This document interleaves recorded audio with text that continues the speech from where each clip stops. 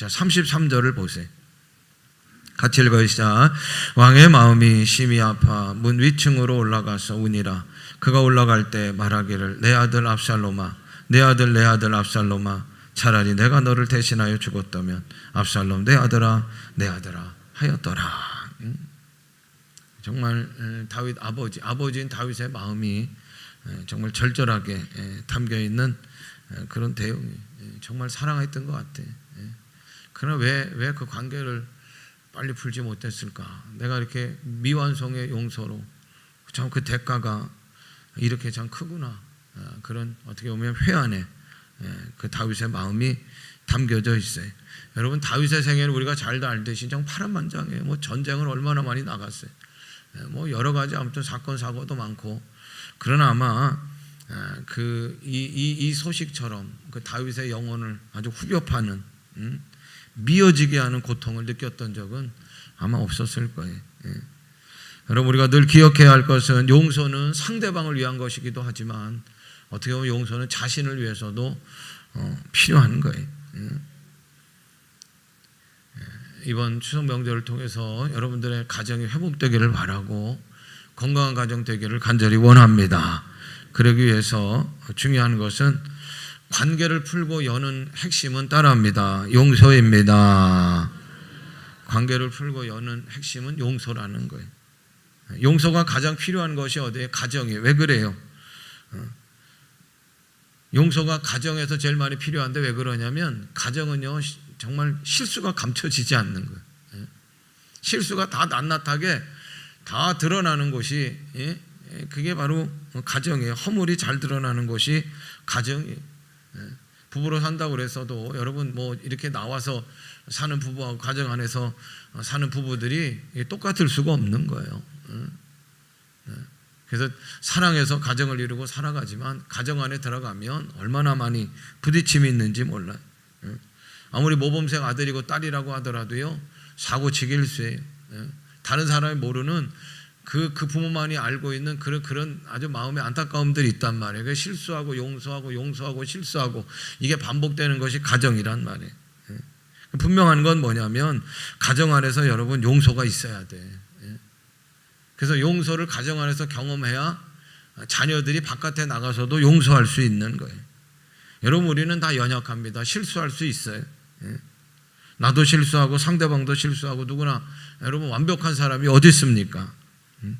근데 우리 자녀들이 부모들이 뭐 서로 싸울 때 막 뭐 어느 가정 보면은 뭐 정말 뭐 웬만한 전쟁 이상으로 막 싸우는 가정도 있다고 그래. 그럼에도 불구하고 그렇게 싸울 수 있는 거예요. 싸움이 없는 세상이 어디 있습니까? 싸움이 없는 우리들의 삶의 현장이 어디 있겠어요? 다 싸움은 있어요.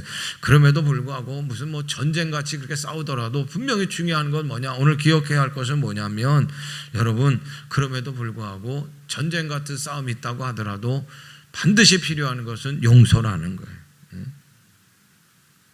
부모들이 막 그렇게 싸우다가도 야, 저 엄마가 내 엄마 맞아, 저 아빠가 내 아빠 맞아 할 지경까지 싸우더라고 하더라도 그리고 용서를 보면 용서하는 것, 서로 용서하는 것을 보면 자녀는요 세상에 나가서 용서할 수 있는 그런 삶을 살아가게 되는 거예요.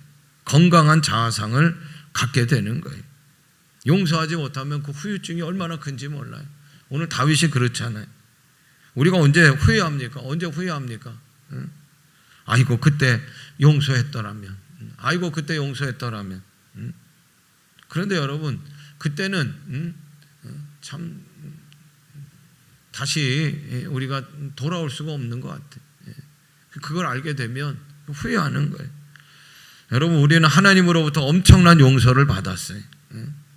십자가에서 그 하나님의 용서하심을 우리가 알게 되는데 우리는 용서받을 수 없는 그런 상태였어요.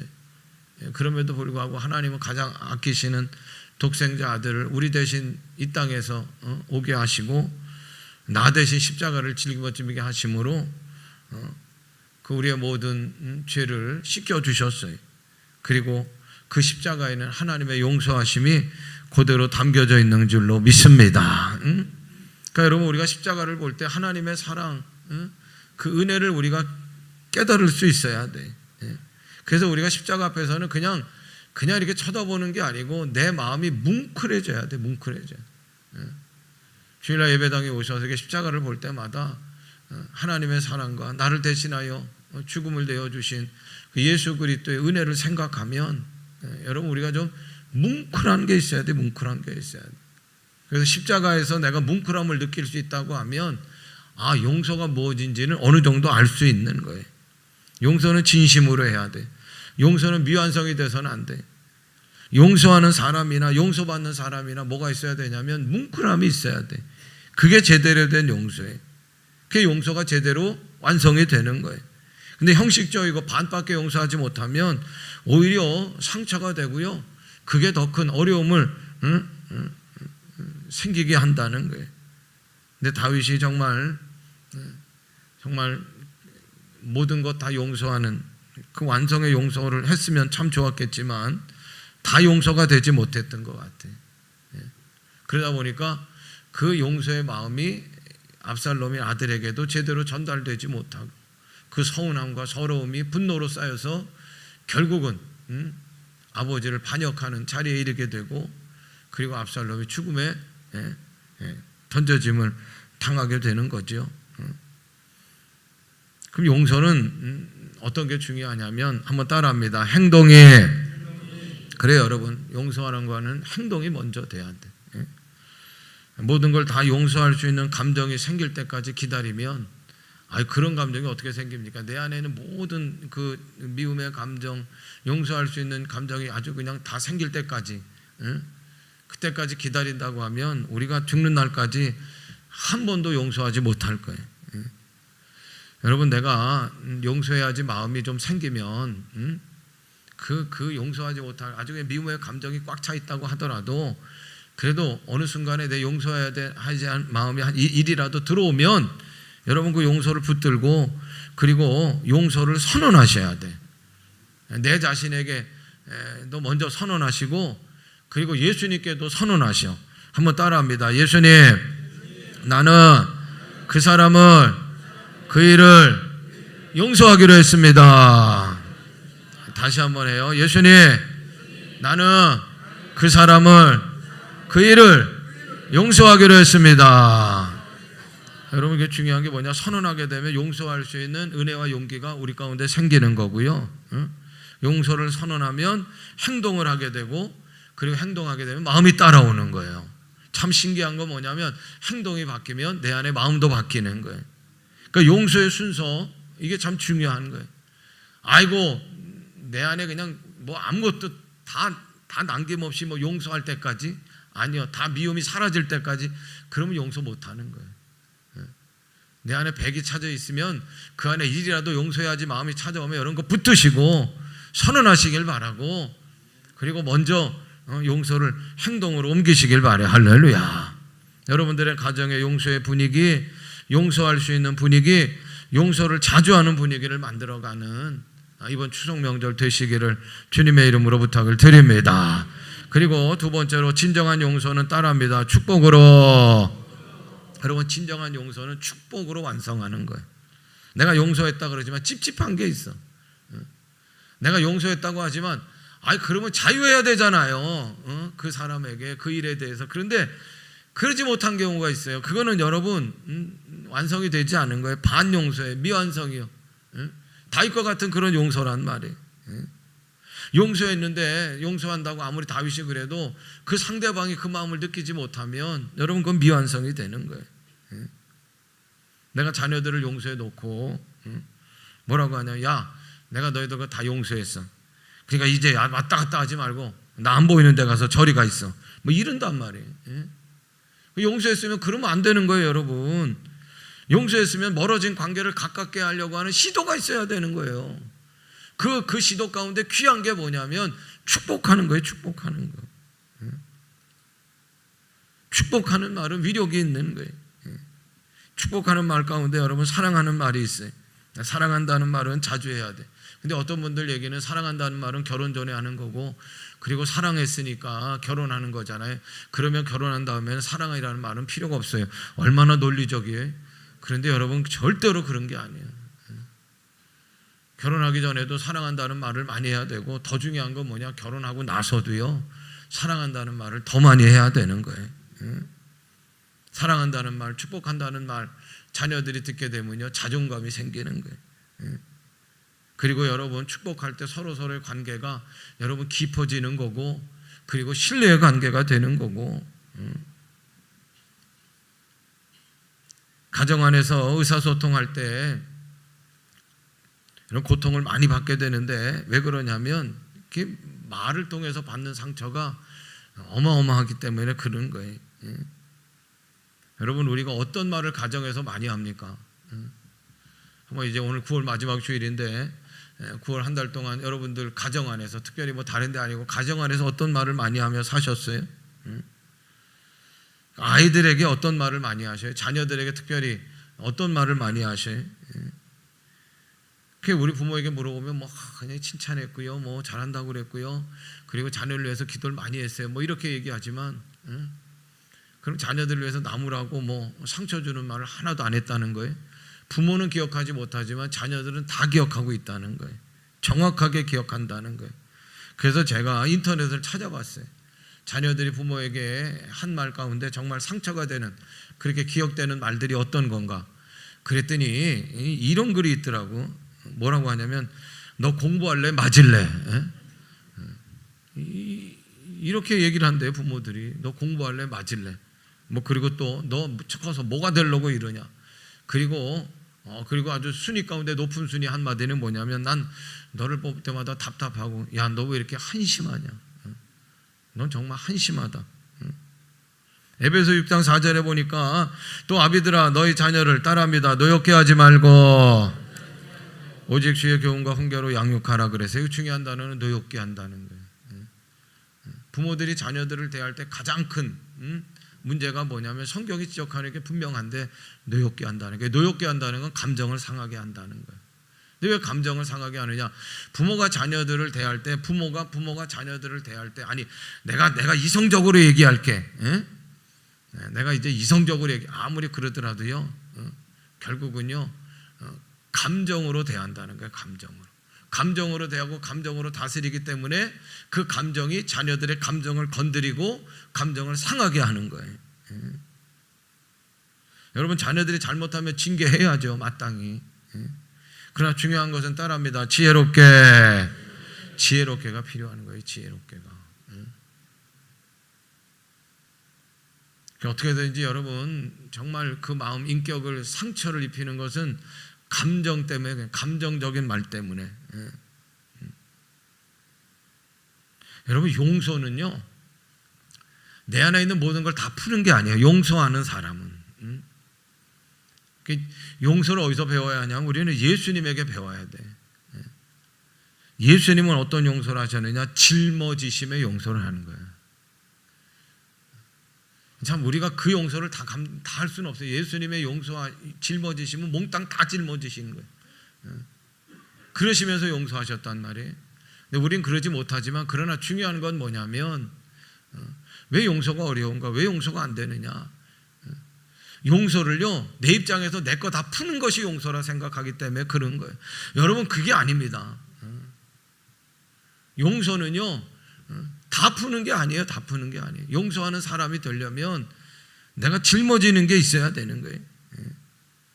내가 상한 감정을 저 사람이 받았든 그 일에게 받았든 여기서 내가 다 풀어야 그게 진정한 용서가 된다라고 생각하는데, 절대로 그렇지 않다는 거예요.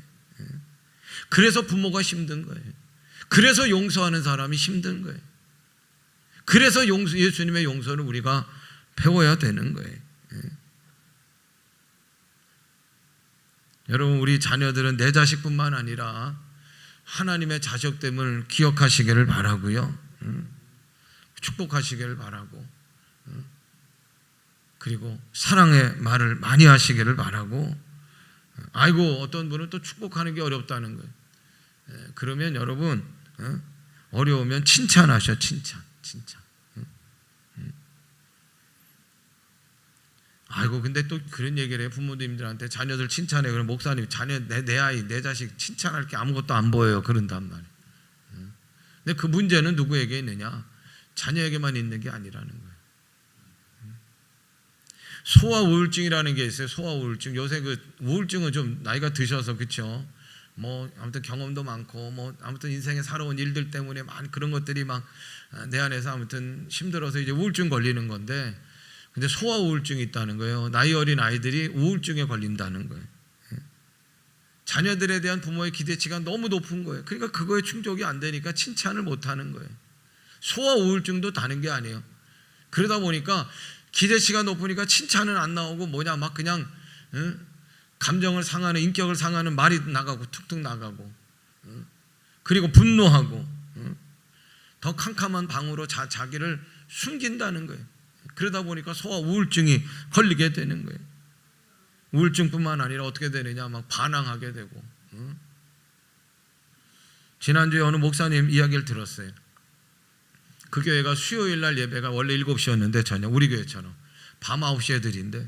그래서 아이고 무슨 철야 예배도 아니고 밤 9시에 드려요. 그랬더니 그 교회 수요 기도회가 한 200명 정도, 300명 정도 나오는데 그 중에 100명은요 교복 입은 학생들이래요. 학생들.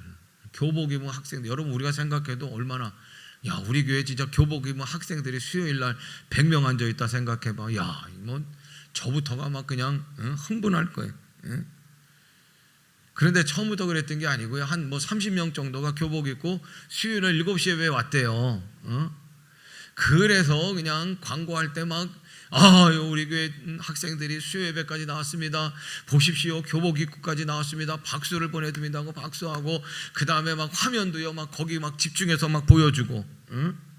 근데 이 아이들이 피드백 나중에 이야기를 들어보면 뭐 다른 거 크게 한 게 아니에요. 그게 너무 좋다는 거예요. 막 자기를 막 인정해주고, 막 자기의 존재들을 막 그냥 인정해주고, 그리고 박수를 막 보내주고, 그런 것이 너무 기분이 좋더라는 거예요. 그래가지고 그 다음부터는 여러분, 아이고 생각해 보니까 그 시간이 학원 가야 될 시간이 아니에요. 그러니까 9시로 바꿔주고, 그랬더니요 밤 9시에 수요예배가 모이는데 100명이 학생들이 온다는 거예요. 여러분 부모들이 자녀들을 위해서 해야 할 아주 중요한 것은 축복이요, 칭찬이고 사랑인 줄로 믿습니다. 축복이 어려운 게 아니에요. 축복은 내가 믿는, 여러분 오늘 우리가 특별 찬양을 잘했지만 복의 근원은 하나님이 하시는 거, 할렐루야. 하나님이 복 주시는 거예요. 내가 믿는 하나님께서 내 자녀를 축복해 주세요 하고 하나님의 이름을 빌어 복을 비는 것이 축복이요. 하나님이 너를 사랑한단다. 하나님이 너에게 복 주시기를 원한다. 너는 정말 자랑스러워. 뭔가 돼도 될 거야. 넌 잘해낼 거야. 이런 말 한마디가, 이런 축복이 자녀들이 막 길을 살리는 거예요. 어깨를 막 부풀어 올리게 하는 거예요. 자녀들에게 얽히고 설켰던 이 영혼을 막 꽉꽉 짓누르는 모든 것에서 자유함을 얻는 거예요.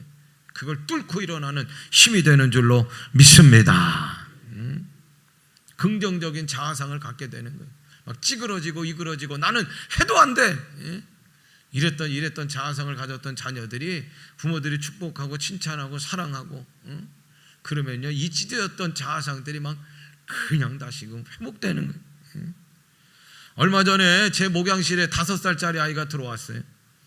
와가지고 뭐라고 하냐면, 목사님 축복 기도해 주세요 그러는 거예요. 제가 놀랐어요. 뭐 5살짜리. 근데 아마 집에서 그런 일들을 많이 한 것 같아. 그러면서 축복 기도는 목사님한테 받아야 최고라고 그랬는지, 아이고, 그리고 들어온 거예요. 더 기절할 노릇은요, 제가 이제 머리에다가 이렇게 손을 얹으려고 하는데, 보통 아이들은 머리에다 손 얹으면 이렇게 확 거부하잖아요. 근데 그 아이는요 머리를 쑥 내밀더라고.